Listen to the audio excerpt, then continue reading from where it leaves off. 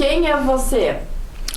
Eu sou Paulo Hilário, meu nome é artístico, meu nome completo é Paulo Hilário Bonametti, descendente italiano, espanhol e árabe. Nasci em 12 de agosto de 1944, em Londrina. Depois de um certo tempo, eu me mudei para algumas cidades do norte do Paraná, onde meu pai era gerente de banco comercial do Paraná, e tive a oportunidade de morar em diversas cidades da região. Aí eu acabei indo estudar no Colégio Diocesano de Santa Cruz, em Castro. Lá eu estudei 3 anos, e depois eu vim para Curitiba para concluir meus estudos. E nesse período todo eu só estudava, era um estudante, e quando eu cheguei em Curitiba, eu entrei na carreira musical. Comecei fazendo algumas coisinhas simples, assim, em programas de auditório, que tinha na Rádio Tingui, na Rádio Guairacá, e principalmente na Rádio Clube Paranaense, onde tinha o programa Sérgio Fraga, Biratã Lustosa. Tinha programa nos sábados e no domingo. Eu ia todo sábado e domingo, ia lá responder perguntas para ganhar ingresso de cinema e tal. Coisa de gurizada. Naquela época eu tinha uns 12 anos, mais ou menos, 11. Depois eu comecei a sentir assim uma certa atração pela parte musical. E tinha uma pessoa lá que ensaiava os artistas e tocava violão. E em certa oportunidade me convidou para cantar uma música do Nelson Gonçalves. Queriam que alguém cantasse a música do Nelson Gonçalves. Eu nunca não tinha cantado na minha vida. E falei, eu vou topar. E gostei. Apesar que eu nunca fui cantor, na verdade. Eu, como artista, eu sempre fui músico, fui contrabaixista, guitarrista, violonista, pianista, um pouco de bateria também toquei, e toco harmônica de boca e acordeon. Mas, na verdade, como cantor, eu nunca... Mas eu sempre me vi cercado pelo pessoal que cantava, e o pessoal que cantasse também, aquela coisa toda. Então, como diz o outro, você tem boca, né? Então você acaba cantando, né? Bem ou mal, mais ou menos e tal, você acaba cantando. Sendo afinado, o resto vai, né? E eu, como era músico, tocava alguns instrumentos, então eu tinha afinação. Então facilitava, apesar de não ter uma voz assim, de cantor, mas eu sempre tive afinação. E aí eu entrei nesse meio musical e comecei a participar desses programas de auditório da época. Inclusive as grandes atrações do Brasil vinham cantar nesses programas, que eram esses programas que tinha nessas emissoras de rádio. Como Cauê Peixoto, Ângela Maria, que hoje ainda estão cantando por aí, Demônios da Garoa, Teixeirinha, na área de música folclórica, música gauchesca, e cantores de bolero, e aí os que mais tinha, né? Cantores românticos. Conheci praticamente todos os cantores românticos que tinha na época, que faziam sucesso, né? Os cantores de sucesso. Vinham todos para cá, para Curitiba, cantar nesses lugares. Aí eu acabei arrumando um emprego numa agência de artistas. Uma agência que era Paulo César Promoções Artísticas. E eu tinha uns 13, 14 anos. Daí eu acompanhava os artistas. Quando vinham os artistas aqui para Curitiba, eles chegavam aí, eu ia esperar o artista na rodoviária, ou ele vinha de carro, combinava o lugar no hotel e tal. E daí eu acompanhava os artistas, cantavam nas boates, cantavam nos programas de auditório, cantavam nos clubes. E aí eu fui me entrosando cada vez mais no meio artístico, até que eu resolvi formar uma banda. Aí eu formei uma banda para cantar especificamente numa festa que tinha à tarde no Santa Mônica Clube de Campo, que era uma festa assim para a juventude, e todos os jovens do Santa Mônica iam para lá, e o Santa Mônica estava inaugurando, era um clube moderno, assim, clube da Berlinda, porque os outros clubes não faziam essas festas à tarde. Eles se limitavam a fazer a programação normal do clube, que seria aquelas festas da primavera, baile dos debutantes, baile das máscaras. E sempre tinha uma festa assim programada dentro daquela programação anual do clube. Mas essas festas, domingo à tarde, começaram nessa minha época, mais ou menos. E daí o Clube Curitibano também resolveu fazer essa festa, chamava-se Vem à Vontade. Aí o pessoal era à tarde, 3 horas da tarde, que era uma loucura, enchia, era demais. Porque o jovem não tinha para onde ir aqui em Curitiba. Não é, por exemplo, como hoje, que você tem dezenas de bares aí, opções para você ir de acordo com o bolso de cada um. Você vai e tem todo tipo de música. Naquela época não tinha. Naquela época tinha os clubes dos bairros e do centro. Os principais eram o Curitibano, o Thalia, Concórdia. E então esse pessoal fazia as festas, mas eram geralmente festas à noite, no sábado à noite e tal. E era uma coisa mais social, entende? Então aí começaram a fazer essas festas à tarde também. Aí começou a expandir para os bairros. Essas festas começaram a acontecer nessas sociedades dos bairros, que levavam um nome, entende? Por exemplo, tinha uma que era muito famosa, chamava-se Calhambeque 0 km. Então, se a festa começava às 3 da tarde, se você chegasse lá a 1 hora, não tinha mais lugar para entrar. E só com bandas de rock da época. Uma coisa nova, era tudo novo, né? Isso daí foi uma tendência que deu uma mexida na música e no nível de festas aqui. E nesse meio todo eu fiz a minha primeira banda, que se chamou The Little Devils, para tocar justamente no Santa Mônica, que eu estava falando, né?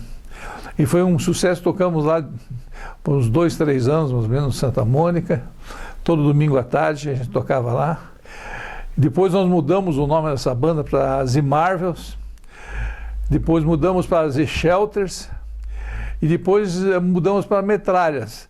Quando nós chegamos nos Metralhas, a banda estava bem evoluída e tivemos um convite para ir tocar nos Estados Unidos.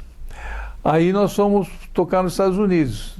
Aí tocamos em Washington, tocamos em Nova York, tocamos em Miami, gravamos um compacto, 2, 3 compactos simples na época, trouxemos músicas de lá que eram um sucesso nos Estados Unidos e gravamos aqui no Brasil. Realmente a banda chegou no máximo do que podia acontecer, sabe? Para nível de Curitiba, que praticamente não tinha nada, né? Hoje até existe um movimento musical, mas é muito mal divulgado. Então, o que se precisaria era uma divulgação maior das coisas nossas aqui, porque Curitiba é uma cidade meio fria nesse aspecto. Então, você só ir, por exemplo, num bar, tomar uma cerveja e ouvir lá um som de um DJ, isso não é cultura musical, na verdade é só uma tendência musical. Então, hoje precisaria uma divulgação maior, divulgar mais os artistas aqui locais e as bandas locais, porque nós temos muita coisa boa aqui e que infelizmente não é divulgado em face desse tipo de cultura. As emissoras de rádio, por exemplo, não tocam os discos dos artistas locais. Eu, por exemplo, tenho 5 CDs gravados, eu não tenho nenhuma música que fez sucesso aqui. Tem música que fez sucesso no Nordeste, no interior de São Paulo, todo o Paraná, até no interior do Rio de Janeiro, mas a grande mídia, que são as emissoras que se localizam em São Paulo e Rio de Janeiro, fazem um trabalho de matéria paga, entende? Então tudo que se apresenta ali é tudo pago por empresários, pago por gravadoras. Então é uma mídia já dirigida, especialmente se você, o pessoal diz, né, no meio artístico, se você tem dinheiro, você faz sucesso. Se você não tem, não faz. Se você investir, tem dinheiro, não vou dizer, se investir naquilo, né? Tem gente que tem dinheiro, mas não investe, acha que não funciona, né? Esses grandes ídolos sertanejos agora do momento, por exemplo, são todos artistas que houve um investimento muito grande. Por exemplo, o próprio Luan Santana, por exemplo, quando lançaram ele há uns 3, 4 anos atrás, investiram 5 milhões de reais, compraram uma mídia completa da Rede Globo, via satélite, para lançar nacionalmente, em troca de um retorno. Por exemplo, hoje o que um artista ganha 100 mil reais de cachê, na verdade, 70% fica para os investidores e 30% fica para o artista. Quer dizer, ele não ganha todo aquele dinheiro que parece que ele está ganhando. Mas para o artista é melhor do que não ganhar nada, porque, na verdade, ele não iria investir aquilo, né? Então existe essa onda agora de investidores em artistas. Se reúne 3, 4 empresários, porque hoje o investimento em banco não funciona, é muito baixo, os juros e tal. Então é muito melhor investir num artista que tem possibilidade de fazer sucesso e, de repente, ter um retorno bem maior nisso daí. Um golinho de água.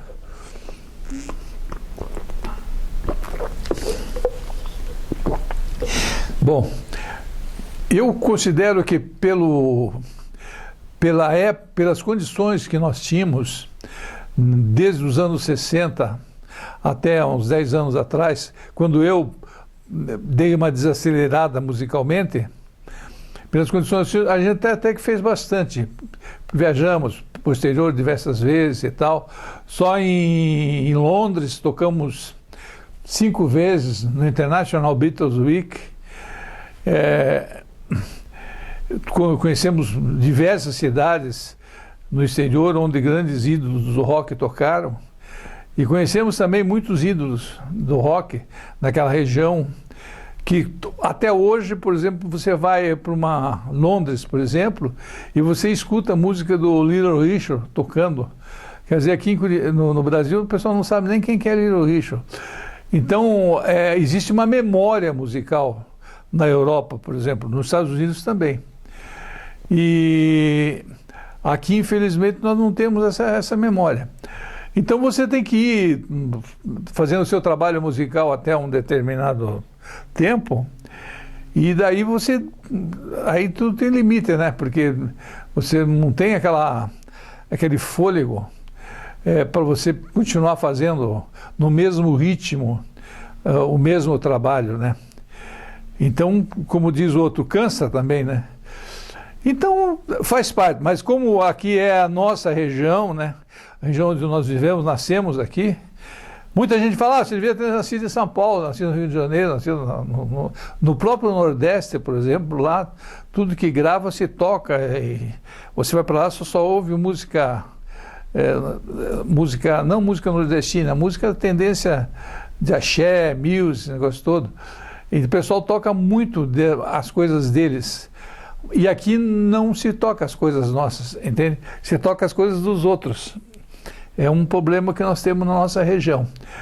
Então, até um certo ponto você vai. Daí tem uma hora que você dá uma parada. Eu, por exemplo, hoje eu me limito a fazer música, que é aquilo que eu faço, letra e música.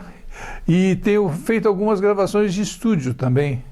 Tenho gravado flashbacks também, e devido a um problema de surdez que eu tenho, eu tive que justamente fazer isso. Eu não posso me apresentar junto com uma banda, uma coisa assim, porque me cai os decibéis e eu não consigo tocar mais de 3, 4 músicas sem começar a semitonar, as músicas começarem a semitonar.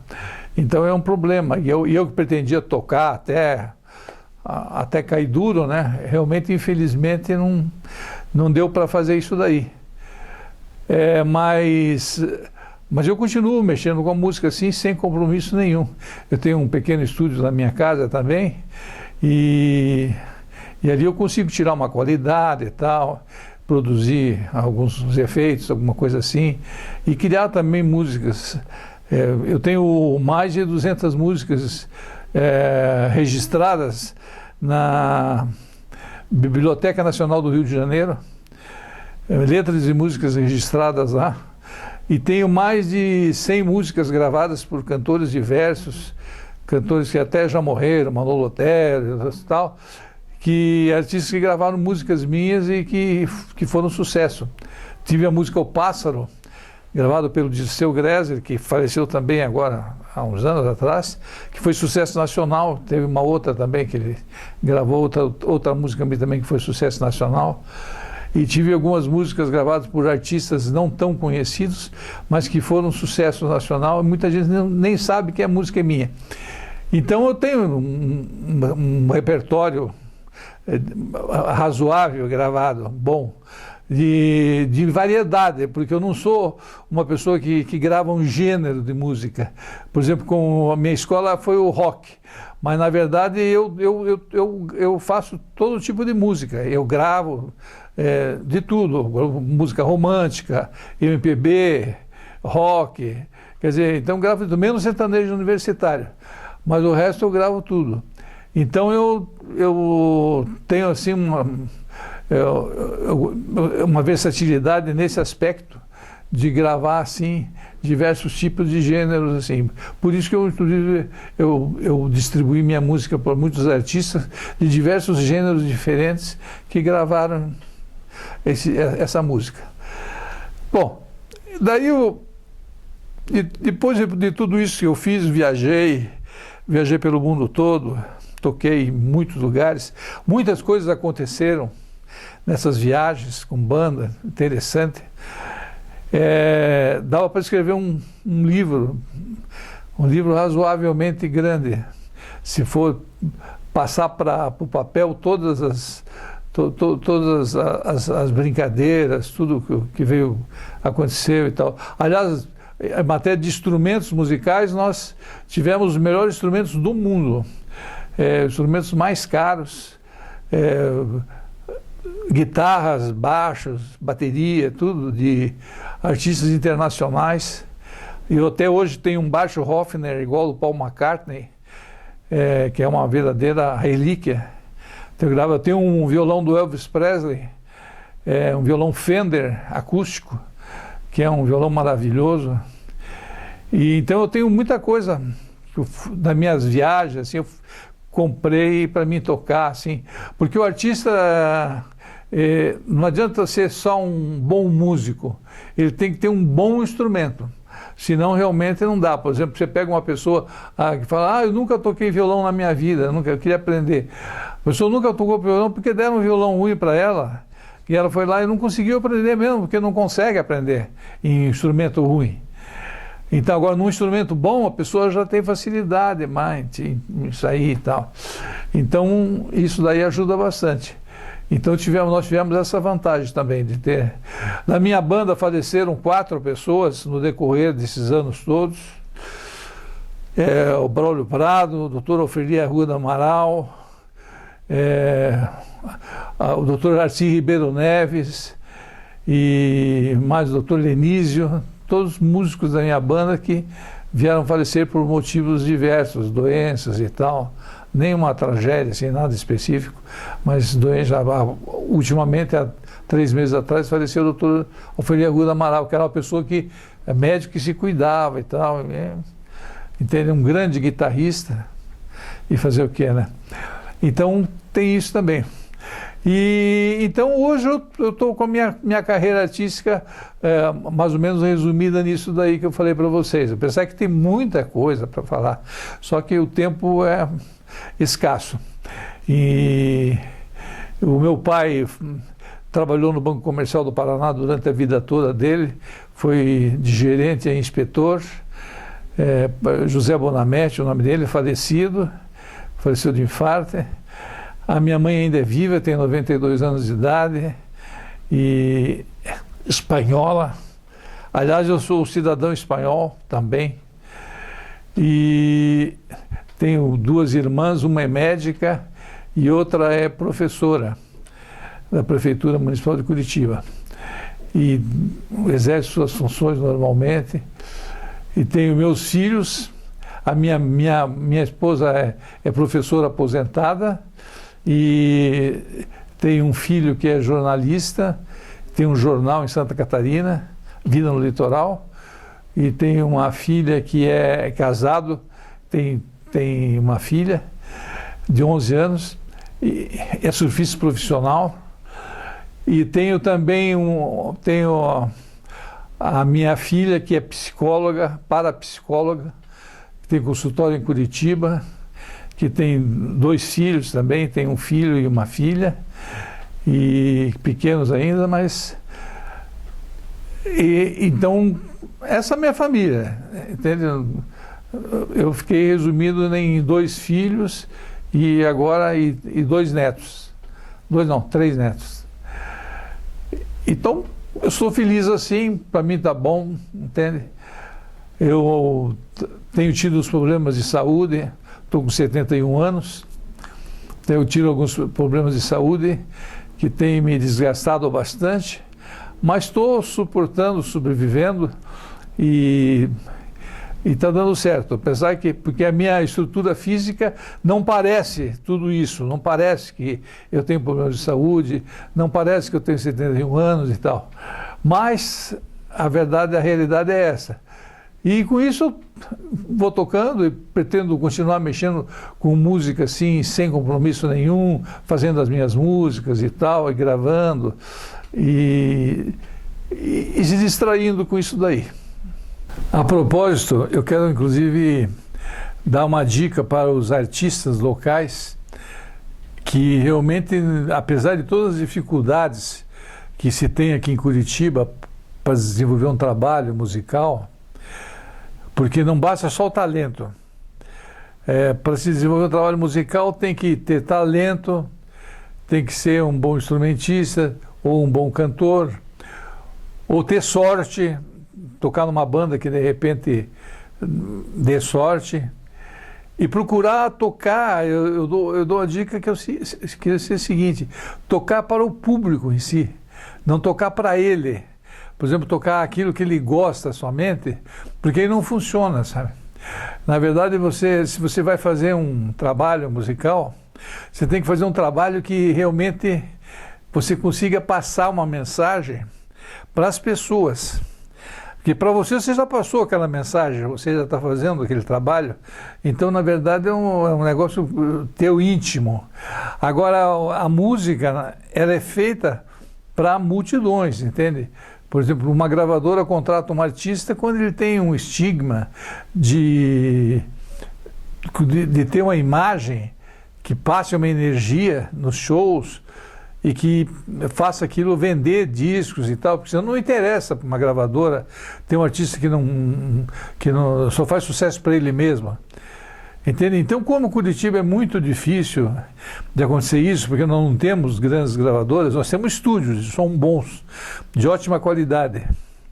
Aliás, os meus CDs eu gravei aqui em Curitiba, no estúdio Vox Day, e mandei mixar na Califórnia, e lá eles não sentiram absolutamente nenhum tipo de qualidade inferior ao trabalho que eles fazem lá.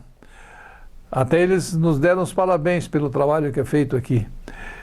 Então nós temos aqui em Curitiba ótimos estúdios, ótimos artistas, temos também artistas com bons instrumentos, temos toda a tecnologia disponível.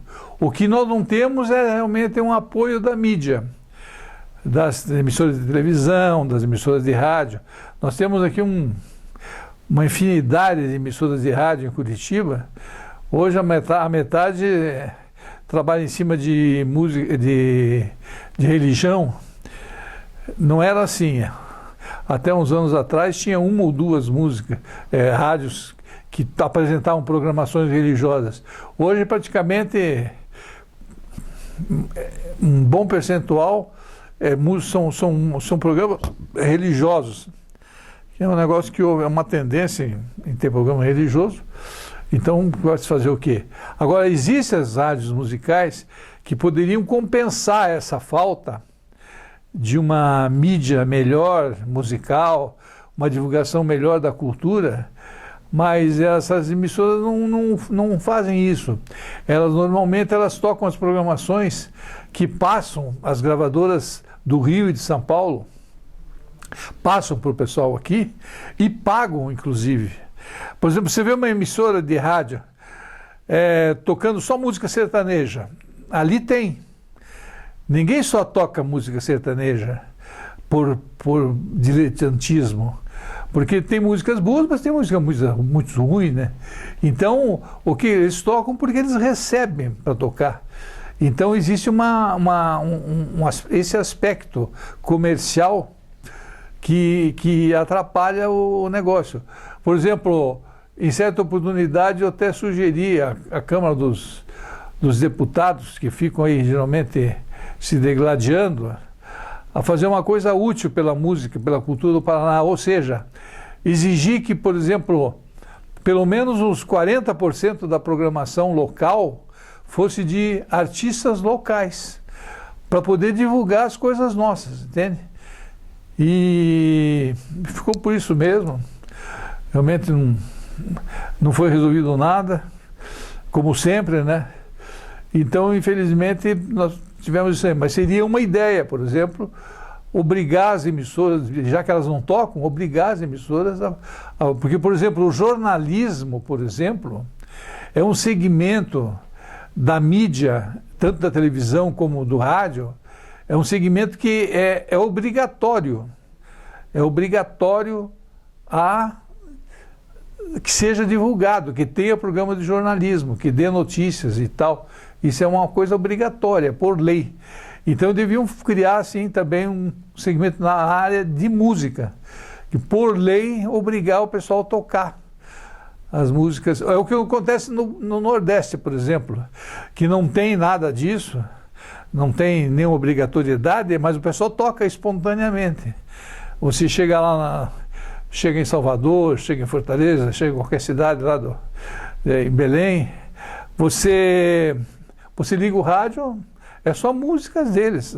Você não ouve uma música de programação internacional e tal. É uma coisa deles. Então isso deveria acontecer em Curitiba também, porque se acontecesse isso, por exemplo, o que ia acontecer? Ia aumentar muito mais o segmento musical, iam aparecer muito mais artistas, muito mais cantores, muito mais programas, tem que ter programa também para o pessoal se apresentar, muito mais eventos, entende? Muito mais casas de show apresentariam esses artistas. Hoje você pega um jornal, dá uma olhada ali nos bares que tem em Curitiba, você vê lá uma meia dúzia no máximo que tem música ao vivo. Por exemplo, nos Estados Unidos tem cidades que é proibido ter música num bar ou numa casa de show, música tocada de disco. É proibido. A música tem que ser ao vivo, tem que ser contratado o artista, tem que dar emprego para o artista. E isso falta para nós. A partir do momento em que houver uma conscientização nesse aspecto, vai mudar totalmente o panorama artístico paranaense e tal, e vai apresentar um som nosso, porque hoje o nosso som é misturado, tem de tudo um pouco. Então, na verdade, não existe uma tendência musical. Outro dia eu estava vendo na programação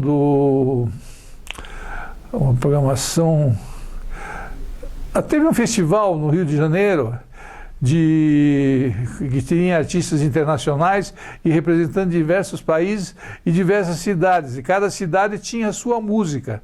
Aqui de Curitiba colocaram a música Corcovado.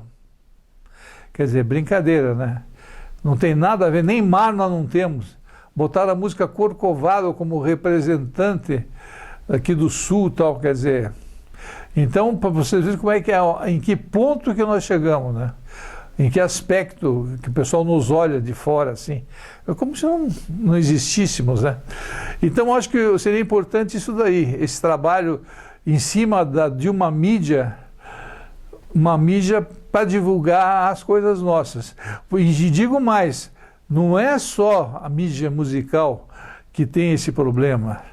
Nós temos na mídia a parte de cultura, de artes plásticas, de literatura, de todas as artes propriamente dita, entende? Nós não temos apoio nenhum.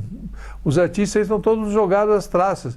Que nem eu, em certa oportunidade, fui conversar com uma senhora que tinha uma loja de pintura, e eu falei para ela, olha, vende-se bastante tinta aqui em Curitiba, né? Não, falei errado. Falei, vende-se bastante, tem bastante artista aqui em Curitiba, né? Bastante pintor, né? Ela falou, não tem bastante pintor, tem bastante gente que mexe com tinta. Quer dizer, então, vocês vejam como é que é a mentalidade das pessoas. E então você vai hoje no Largo da Ordem, você vê uma infinidade de estilos de artistas e tal. Nós teríamos que ter uma galeria permanente expondo isso daí. Hoje só se divulgam alguns quadros que chegam aí no Oscar Niemeyer, alguns quadros importados e tal, e se divulga isso. Quando é de artistas locais, você nem ouve falar, nem sabe o que está acontecendo. Então, teria que haver um apoio do governo, que eu não boto fé, e também de entidades, ONGs, entidades particulares, para justamente expandir mais esse aspecto cultural curitibano.